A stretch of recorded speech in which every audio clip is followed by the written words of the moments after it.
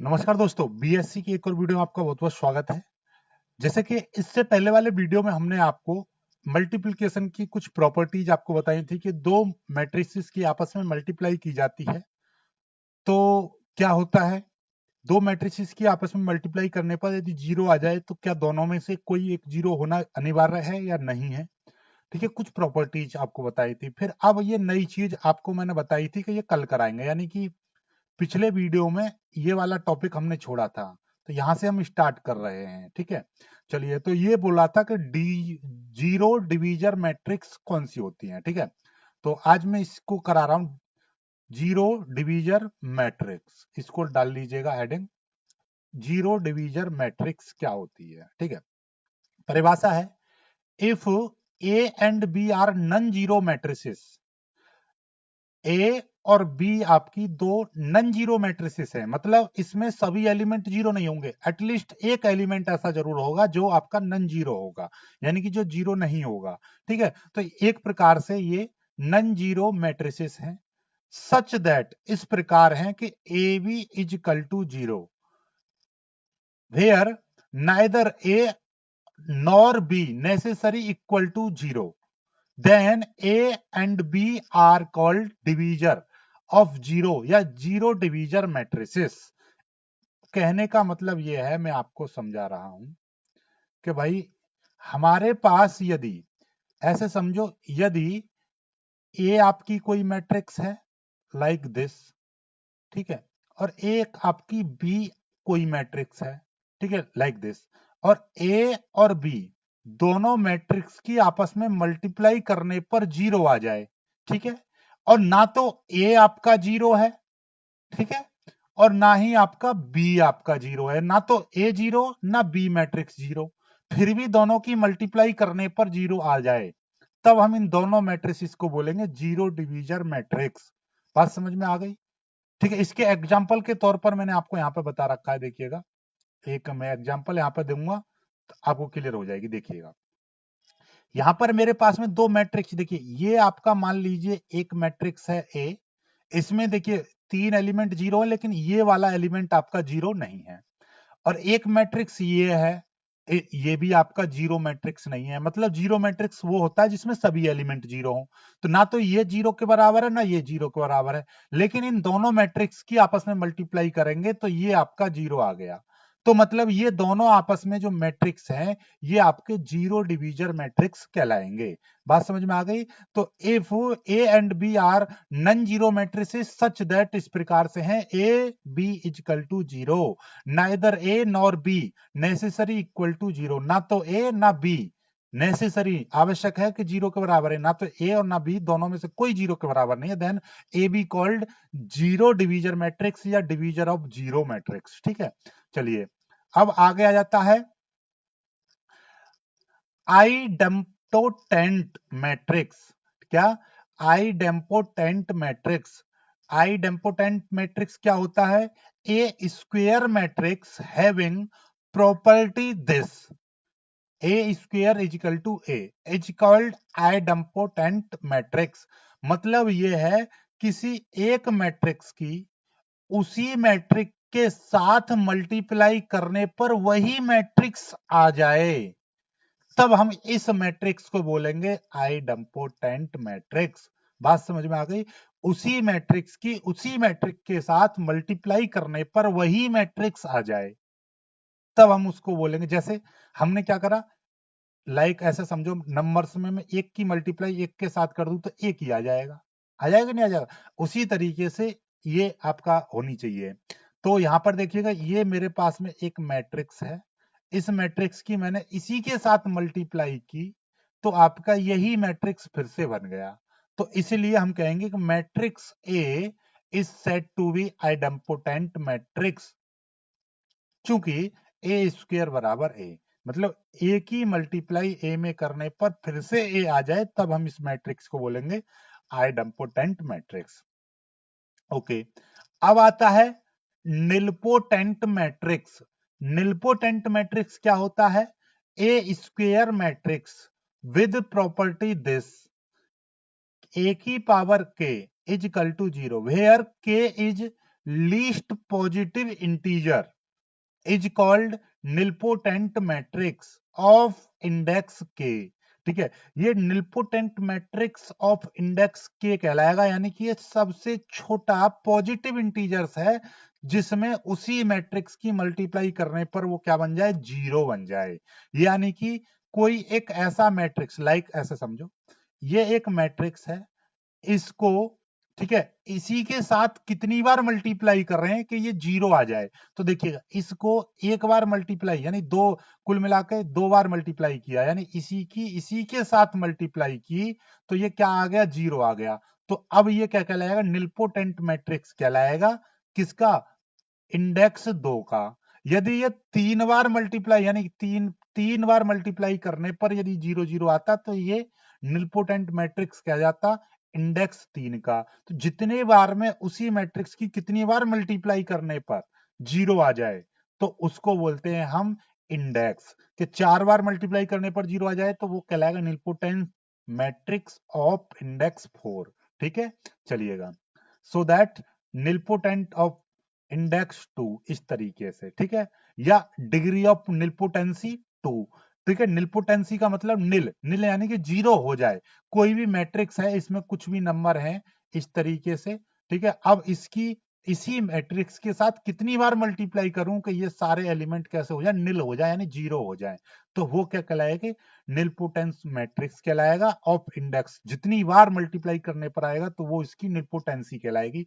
ठीक है, या डिग्री ऑफ निलपोटेंसी। ओके, आगे देखिएगा, अगला आ जा रहा है इनवॉल्यूटरी मैट्रिक्स। इनवॉल्यूटरी मैट्रिक्स क्या, ए स्क्वेयर, यहां पे लिखेंगे A square matrix A with the property this, then A is called the involutory matrix। मतलब किसी मैट्रिक्स का उसी मैट्रिक्स के साथ मल्टीप्लाई करने पर आइडेंटिटी मैट्रिक्स बन जाए। क्या बन जाए, आइडेंटिटी मैट्रिक्स बन जाए। तब जैसे कि लाइक ये मैट्रिक्स है, इसी के साथ मल्टीप्लाई करने पर ये आ गया, आइडेंटिटी मैट्रिक्स बन जाए, तो हम इस मैट्रिक्स को क्या बोलेंगे, हम इनवॉल्यूटरी मैट्रिक्स। ठीक है, इनवॉल्यूटरी मैट्रिक्स। आगे आ जाओ, अब आता है हमारा ट्रांसपोज मैट्रिक्स। ये क्या है, ट्रांसपोज मैट्रिक्स, इंपोर्टेंट कर लीजिएगा, ट्रांसपोज मैट्रिक्स। ट्रांसपोज मैट्रिक्स क्या है, कुछ नहीं है, ट्रांसपोज मैट्रिक्स को ऐसे समझो, इसमें क्या होता है, जैसे कि हमारे पास कोई भी एक, लाइक इस तरीके के 1 2 3 ये मैट्रिक्स है, एक प्रकार से ये रो मैट्रिक्स है। अब रो मैट्रिक्स को क्या बना दिया हमने, कॉलम बना दिया इस तरीके से। मतलब इसमें हम क्या करेंगे, रो को कॉलम और कॉलम को रो बना देते हैं, इंटरचेंज कर देते हैं, तो इसलिए ये क्या कहलाएगा आपका, ट्रांसपोज मैट्रिक्स। तो लेट ए मैट्रिक्स ए इस तरीके का, जिसका ऑर्डर है m इंटू n। ठीक है, then a matrix which is obtained by the interchanging the row and column of A is called transpose matrix of A. It's denoted by A dash या AT। ठीक है, मतलब ये समझ लीजिएगा कि भैया इसका या तो इसके ऑर्डर को चेंज कर दो। देखिएगा, जैसे कि ये मैट्रिक्स थी, ए मैट्रिक्स 1 2 3 4 5 6, इसका ऑर्डर था 2/3। अब हमने इसको क्या कर दिया, चेंज कर दिया। ये इस तरीके से रो थी, इसको मैंने क्या बना दिया, कॉलम बना दिया। ठीक है, ये दूसरी रो थी तो इसको मैंने दूसरा कॉलम बना दिया, तो ये क्या बन गया, इसका ट्रांसपोज हो गया। ठीक है, तो ये 2/3 ऑर्डर था, अब ये कितना हो गया, 3/2 ऑर्डर हो गया। मतलब किसी भी रो को किसमें चेंज कर दिया हमने, इंटरचेंज कर देते हैं हम कॉलम में, तो उससे क्या बनेगा हमारा ट्रांसपोज मैट्रिक्स। ट्रांसपोज मैट्रिक्स का क्या है, transpose of the row matrix is called a column matrix. यानी कि रो मैट्रिक्स का जो ट्रांसपोज होगा वो आपका कॉलम मैट्रिक्स कहलाएगा, और कॉलम मैट्रिक्स का जो ट्रांसपोज होगा वो रो मैट्रिक्स कहलाएगा। मतलब रो को हम कॉलम बना देते हैं और कॉलम को हम रो बना देते हैं। If A matrix is square then its transpose will be a square matrix same order। यदि किसी का 2/2 का मैट्रिक्स है, अब उसको ट्रांसपोज करेंगे तो वो 2/2 का ही ऑर्डर रहेगा, उसका ऑर्डर चेंज नहीं होता है, सेम ऑर्डर का मैट्रिक्स बनेगा, लेकिन उसकी रो चेंज हो जाएंगी। ठीक है, ट्रांसपोज मैट्रिक्स की कुछ प्रॉपर्टीज होती हैं। ठीक है, जैसे कि हमने क्या करा, किसी एक मैट्रिक्स का ट्रांसपोज किया, फिर उसका एक बार फिर से ट्रांसपोज कर दिया, तो फिर से वही मैट्रिक्स बन जाएगा। बात समझो, जैसे हमने क्या किया, 1 2 3 ये है, रो है ये, ठीक है, रो। अब इसको ट्रांसपोज निकालेंगे तो कॉलम बन जाएगा 1 2 3। अब फिर से इसका ट्रांसपोज करेंगे तो फिर से रो बन जाएगा 1 2 3, है ना। अब ये पहले लेट रहा था इस तरीके से, अब ये ऐसा बन गया, फिर से ये हमने क्या कर दिया, फिर से खड़ा कर दिया। तो मतलब समझे, किसी भी मैट्रिक्स का पहले ट्रांसपोज निकालें, फिर उसका दोबारा से ट्रांसपोज कर दें तो वो मैट्रिक्स बन जाएगा। ठीक है, ए प्लस बी का ट्रांसपोज करेंगे तो ए का ट्रांसपोज और बी के ट्रांसपोज को जोड़ देंगे तो उसके बराबर रहता है। किसी मैट्रिक्स में हमारी मल्टीप्लाई हो रही है, उसका ट्रांसपोज करें तो उसको हम बाहर निकाल सकते हैं किसी भी कांस्टेंट को, और उसका ट्रांसपोज करें तो बराबर रहेगा। और हमेशा याद रखिएगा, ये प्रॉपर्टी सबसे ज्यादा इंपॉर्टेंट है कि नहीं, दो मैट्रिक्स की मल्टीप्लाई करके यदि हम उसका ट्रांसपोज करते हैं तो वो बी, मतलब दूसरी मैट्रिक्स के ट्रांसपोज और पहली मैट्रिक्स के ट्रांसपोज के मल्टीप्लीकेशन के बराबर होता है। ए बी का ट्रांसपोज बी के ट्रांसपोज डॉट ए के ट्रांसपोज के बराबर होता है। डॉट का मतलब इसमें दोनों में मल्टीप्लाई के बराबर होता है। ठीक है, चलिएगा आगे हम प्रॉपर्टी आपको बताएंगे इनको सॉल्व करके। ठीक है, आगे अगला है ऑर्थोगोनल मैट्रिक्स। ऑर्थोगोनल मैट्रिक्स क्या होता है, A square matrix A with the property. क्या प्रॉपर्टी है, किसी भी मैट्रिक्स के ट्रांसपोज की उसी मैट्रिक्स के साथ मल्टीप्लाई करने पर यदि आइडेंटिटी मैट्रिक्स आ जाए, किसी मैट्रिक्स के ट्रांसपोज की मल्टीप्लाई उसी मैट्रिक्स के साथ करने पर आइडेंटिटी मैट्रिक्स आ जाए तो हम उनको बोलेंगे ऑर्थोगोनल मैट्रिक्स। ठीक है, नोट करके याद रखिएगा, determinant of orthogonal matrix is either 1 और -1। हमेशा ऑर्थोगोनल मैट्रिक्स का जो डिटर्मिनेंट होगा वो या तो 1 होगा या -1 होगा। अब ये डिटर्मिनेंट क्या वाला है इसको भी सिखाएंगे, अभी फिलहाल समझो यहाँ पर कि देखिए हमारे पास ये मैट्रिक्स है, एक स्क्वायर मैट्रिक्स है। ठीक है, इसका यदि हम ट्रांसपोज निकालेंगे तो कैसे निकलेगा, देखिएगा, ये आपका रो है, हमने इसको कॉलम बना दिया, ये आपकी रो है, यहां पर हमने इसको कॉलम बना दिया, ये इसका ट्रांसपोज हो गया। अब इसके ट्रांसपोज की इसी मैट्रिक्स के साथ, इसके ट्रांसपोज की इसी मैट्रिक्स के साथ मल्टीप्लाई करेंगे तो इस तरीके से आया, और फिर से हमारा आइडेंटिटी मैट्रिक्स बन गया। तो यहां पर हमने देखा किसी मैट्रिक्स, यानी ए आपका कोई मैट्रिक्स था, उसके ट्रांसपोज की मल्टीप्लाई उसी मैट्रिक्स के साथ करने पर आइडेंटिटी मैट्रिक्स बन गया। तो हम कहेंगे कि ये बबुआ, ये जो ए मैट्रिक्स है ये कैसा मैट्रिक्स हो जाएगा, ये आपका कैसा मैट्रिक्स है, ऑर्थोगोनल मैट्रिक्स कहलाएगा। ठीक है, चलिएगा अब आते हैं सिमेट्रिक मैट्रिक्स। सिमेट्रिक मैट्रिक्स क्या होता है, A square matrix is symmetric matrix if it is equal to its transpose. कोई भी मैट्रिक्स उसके ट्रांसपोज के मैट्रिक्स के बराबर आ जाए तो हम बोलेंगे ये सिमेट्रिक मैट्रिक्स है। लाइक ऐसे समझो, हमारे पास इस तरीके के मैट्रिक्स है, देखिए ए बी और बी ए, इस तरीके के एलिमेंट, अब इसका ट्रांसपोज करेंगे तो फिर से ए बी बी ए हो जाएगा। तो ये मैट्रिक्स इसके बराबर है। बात को ऐसे समझ लो, यहां पर आपका 1 2 2 1 इस तरीके का मैट्रिक्स है कोई भी, अब इसका जब ट्रांसपोज करेंगे, ठीक है, तो वो भी इसी तरीके का बनेगा, 1 2 2 1 बनेगा, नहीं बनेगा। तो इसका मतलब क्या है कि भैया ये आपका एक सिमेट्रिक मैट्रिक्स है, उसका ट्रांसपोज कोई भी मैट्रिक्स उसके ट्रांसपोज मैट्रिक्स के बराबर है तो हम उसको बोलेंगे सिमेट्रिक मैट्रिक्स। ठीक है, आगे स्क्यूड मैट्रिक्स।